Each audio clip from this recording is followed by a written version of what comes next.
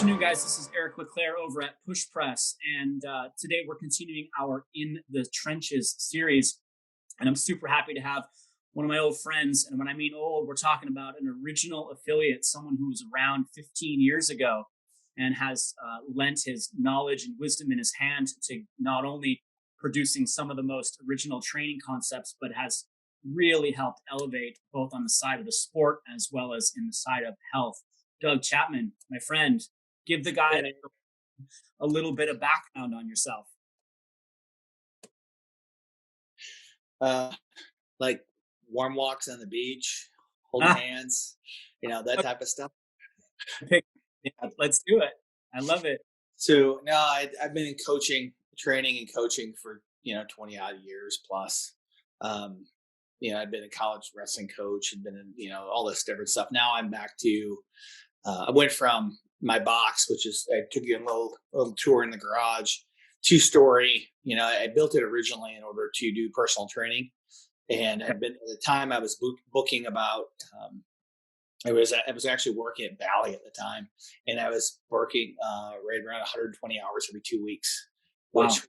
which was gnarly because like at the time it was a pretty good model. You could make a lot of money there because the way the model had worked. And then I was going to go. The management was going to turn into a bunch of Richards, and I decided to that bill. I spent $100,000 on a garage, and I'm gonna do personal training. And then one of my buddies called me and I found CrossFit, so I ended up opening CrossFit in Ann Arbor, and which you were at 8,000 square feet, $1 million in equipment, that type of stuff, and What um, year? What year was that? 2000, 2005 is when I affiliated. 2006 when I opened the big box. Right. It took me a while to get it. I had to do a little bit of money gathering and what have you. And so for a little over 10, 11 years, I did that. And one day I just decided I just got tired of dealing with you know the regular day-to-day gym stuff, and I just decided that actually this is pretty close to my anniversary of me making the announcement. I'm like, I'm not doing this anymore. And Okay. so I sold all the equipment and moved back into my garage. And What an amazing turnaround. Now, I mean, obviously, folks know Ann Arbor, and they also know HyperFit USA as your brand, right? yes, sir. And that's we've carried that the whole time. And And so there's obviously a segment of the CrossFit culture that recognizes what you've done both for the sport. And so, I mean, those were some major highlights for you.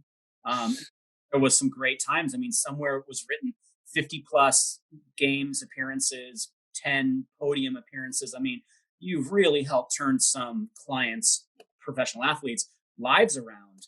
Um, well, I write programming that gets people. That if somebody has, here's the magical thing, right? If you were to do like you just talked about John Wellborn, right? Before we talked, if you're an average high school football kid and you try to do John Wellborn's workout, how John works out, the guy's going to break, right? Because they don't have the genetic potential and the physical potential.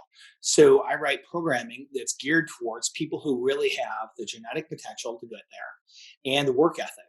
And the one things is that the one thing that kind of soured me to the whole games process is that, people were more interested in putting up booty photos than they were of doing the fucking work. And it really is. It's like, hey, I'm doing this now. Look at this, I've got this little mug, and I'm gonna eat this out of it. It's and it got and it turned into very trivial. I think Greg felt the same way, and that's I think why I kind of de-emphasized the games. right. Uh, I've heard, my I've kid read, thing. I've got some people's opinions also that think that the exact same line. Well, I mean, so go back to those days in your mind in Ann Arbor, and now obviously the switch to transitioning into your own business, your own garage, and running your own programming, and of course transitioning to maybe a different market segment. Can you think of any themes or principles in the concept of leadership that has brought you through 20 years of service and 15 years of an affiliate and tons of games athletes to include now regular normal business back to the beginning? Like, what has kept you going from a discipline or a structural standpoint? That's a really good question. And and I could do the Joe Biden thing and make up my own new question, but I'm not gonna find it. You know, hey, it's good. I'm almost at a dementia age, so I could Right. probably. So Or, it's what's kept me going is I love to be of service to humans. Okay, I have one of my kids came over today. One of the coaches from a small school up north. He's a former wrestling guy, so I've known him through. Brought his head soccer coach down with him to do a little buy some equipment and do a workout. And one of my high school athletes, who happens to be, as a sophomore going into a junior, and over the last year, um, she has developed into be quite a remarkable mover. Okay, right. we're not moving big loads. We're making because remember, there's this thing called CrossFit. And it starts with mechanics, consistency, intensity. Right. Mechanics first. Yeah, there's a rank order there, right? And so it was really I was so proud that this morning was I had Bree. Okay, show them what you know how to do with a barbell from top to bottom. I do a skill set, right? And here's a 16-year-old girl just got her driver's license, the whole bit, right? And she can move a barbell very, very well. It was, and honestly, and in time, she will move as well as Julie did, and that will be because if you pursue mechanics and you really are interested in that, like I can think of like the athletes that I've worked with over the years, and the CrossFit athletes mostly, and they will a lot of times bypass some of those real fundamental things, and sooner or later they're going to have a decrease in efficiency. They won't be able to do it. They'll end up with an injury. Will end up with, why can't I cycle a barbell as fast as so and so? Because your bar path is all fucked up, right? Right. It's because you're an important patient. And I was proud, going back to Bree, is that here's this high school girl who moves almost as well as the college strength and conditioning coaches. Awesome. And Fletch had been one of my athletes and done the programming for quite a while and understands my adherence to it. So what keeps me focused is I'm really huge into human movement and quality of movement, and if somebody does that and adheres to it, they don't get hurt. It's when Right. their ego gets in the way, it's a problem. And that also creates a longer path for them, or their longer potential journey for them, more durable, more resilient, more capable down the road versus, the real short, high intense piece, flash, bang, done. Right. 1 year, maybe. Do you remember the old the level ones? Like they weren't even level ones. It was CrossFit certification. We started, right. Just a weekend. Coach would go a long, steady trajectory to a distant horizon, Yeah. and it wasn't this.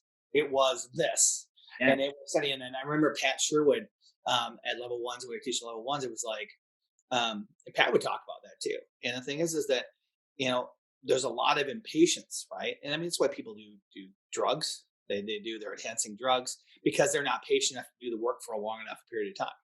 Right. They want immediate gratification. Yep. And to me, the kids I'm working with now, like right now, I had a bunch of high school kids. Some of them, like one of them was like 11 years old. Look at my IG. His name's Meyer Murray, and the little guy's doing dead hangs pull-ups from chimes, those Rogue chimes. One, Just, I yeah. I mean, totally badass. love And it. and it happened, and how would I get my customers is I've gotten all my customers from referrals from people I know. And like one of my friends from high school, that's his son, guy I knew, was a couple of years ahead of me in school. It's his son that's doing it. So he hired me to do this, to develop his kid. And my other friend had to be training her boys. And and all of a sudden, wow, we have this trainer that I don't advertise at all. I mean, I need to redo a website. Talk about just the transition of like the before, during, and after, not even of today's crisis, but like just the evolution of you and your offerings and your products. I mean, you've obviously had a base fundamental of excellence, whether you want to call it mechanics or the chasing virtuosity. We go back to the very beginning, those dialogues we've had 100 years ago, but you're still pursuing that same level of excellence and expecting that teaching that and instilling that in these young athletes, they will take that with them off into their college years or from their college off into their sporting years. Would you, I mean, we're gonna totally deviate from the crisis piece here. And this is because it's an important thing. There's thousands of coaches out there today that I think are missing that fundamental understanding of movement, and they are failing at their business because they're just selling what's sexy today. What would you tell them? What would you share, coach to young coach, or senior leader to junior leader? What would you share with them? That's another really good question, and it's pretty thought provoking. It's like, what would I, if I were a young coach starting out in my career in this? I would make sure that your customers, people is that you're there to help them achieve their goals. And the thing is a lot of success long term is redirecting people back to the focus of their goals. They'll say like my little hockey player, his name's Kenny. It's funny as shit, dude. Funny kid, long hair, looks like literally looks like Joe Dirt. He's like 14 years old. And so he's out into this CrossFit thing. So he goes to this ritual. And so I'll circle back.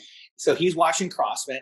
And so right before we're going to do a workout, he goes, "Hey, I'm going full CrossFit." Takes his hat off, takes his shirt off, and grabs some chalk. And Love it. and the thing is that I think that to give advice to them is, I don't know if I have a huge library of information, is never stop learning. And the biggest thing is once you think that's when you got a problem. Right. You got a problem. And it's every day. Like right now, I found some YouTube kettlebell videos, right? You ever watch Funk Roberts? No. Never heard of him, right? He's an MMA trainer. I found him searching around kettlebell stuff because I love kettlebells as a training modality. And I've been in RKC and all that kind of stuff back in the day. And I think it's a fantastic thing, right? But I'm watching this video and I picked up a new kettlebell move. I'm like, because I'm in my living room and my TV's over here, right? And this guy's doing what's called a gorilla row. Instead of going like a bent over row with the handles outside, he goes, call it a gorilla row. And wasn't Funk Roberts, it was somebody else. But guy's got a big arch in his back, good solid position, like he's a sumo deadlift, and he's doing a row right now. When you think about right now, the real problems you have with austere equipment, most of your customers, Right. are you don't have an ability to do a whole lot of pulling. We are a very push dominated situation. Right. Unless someone's got a bar in the doorway or downstairs on the stairs. But you're assuming like the average clientele can't do a pull up At all. Yeah. So, they don't have a set of rings like in our gyms. We had tons of ring rings. I just took a picture of like, I've got like 40 pairs of competition rings, like straps and rings. I just found them in a box. And so I've been selling off some equipment to some of the people around here locally. Stuff I haven't done redundancy. But think about this is how much actual load can you match? Because you're doing all this pushing, right? If you can't do a pull up, what's a good modifier, right? Through a loop over a back, who knows, right? Or sheets down, rings down, or what can you do for rowing? Barbell, pendulum rows, dumbbell rows, kettlebell rows. If you have enough weight, Yes. and those are issues. Oh, that's not going to work. Yeah. Well, most of the people they come to CrossFit gyms because they have a problem, Right. and the problem is they're not motivated to work out at home. And now we're jamming everybody back home. Right. And so now we're like we're using Zoom, right, to talk to each other. So check this out. It's, like my girlfriend's doing these live classes and she's doing them out of my studio upstairs, and she's beating herself senseless to do it. And the conversation we had earlier today was how to get more, sagittal pulling or even frontal plane pulling type stuff. Because right now everybody's gonna be like this, like high school football players. All they do is bench press. Right. So you got to be creative. In this time, we're forced to adapt. We're forced to try to overcome the considerations that folks are limited by. Look, so we've only got about 2 minutes to go, and this will chop off here in a second. But what I want to maybe we can kind of finish on is, now instead of you talking directly to that junior or young coach, What about the affiliate owner today who still has the brick and mortar? They're struggling. Their clients are struggling. They can't, who knows how many gyms are going to come out of this successful? 50%, Yeah, probably. maybe Any less. word for that affiliate owner now who's staring down the barrel? Like, let's just say it's your girlfriend. She's struggling to think of maybe creative ways to adjust training programming. Put her in the position of where you were back in Ann Arbor. What would you tell the struggling gym owner right now today, knowing the current situation and kind of the unknown longevity of this coronavirus? One is probably preparing financial health to begin with. You Okay. know, I mean, we've been living a lot of like gyms have been hand to mouth. I mean, I had been a Wall Street guy before I had done all this stuff. Right, back in the day when I first got to college, did the MBA thing, did the Wall Street thing, right? Whatever. You need to have 9 months of income in the bank. Say, yep. Okay, so that means you should be putting 10% of your income away every month, no matter what happens. And live within your means. Now, then you got an opportunity. Now, this is an opportunity as much as it's a threat to your business. Right. Maybe that building, that lease wasn't as good as you wanted. Go get your shit out of it and find a cheaper lease because there's other people going to be having moving stuff. Yep. You know, you're going to have a lot of the guys who were struggling getting by month to month. This is like the pandemic, right? Every time there's a pandemic, it works. And this is, and I'm not being unemotional or mean about this, right? Because it's shitty because people are dying and it's not something you want. But if you watch a herd of gazelles, which one is fucking eaten? The old ones, the young ones, the sick ones. Which ones get sick and die? The old ones. And what we do in CrossFit, and this is part of my mission, and your mission too, Eric, is that our job is to make people healthier and fitter.